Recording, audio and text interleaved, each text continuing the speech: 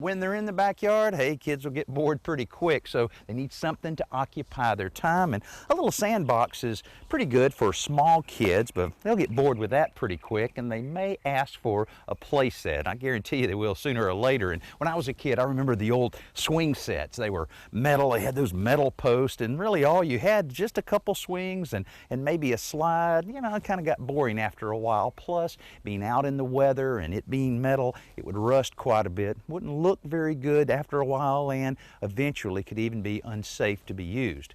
Now, a few years later, they developed some of the plastic molded type that were for more small children, and they could easily outgrow them, but they looked pretty good out in the yard, and they would hold up to the weather fairly well. But nowadays, people are looking for more and more, and that's why this has become so popular. Wooden play sets that are so versatile and so many different options. You can kind of customize one exactly what your kids like. This one has the slide on this side, a raised area with a cover over it, an area that you can climb up, and also all of the swings are different sizes for different kids. You've got for larger kids, smaller kids, and even a little infant swing set over on that side. So very versatile. A lot of different options, but what are some of the things you need to consider when you're thinking about buying one of these?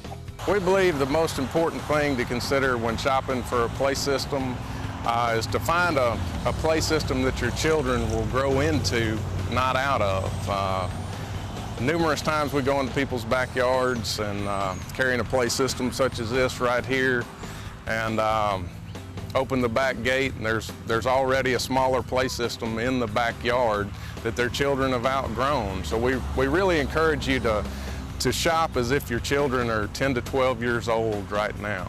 Of course, all children like swings and they like slides, and those are going to be typically on all swing sets.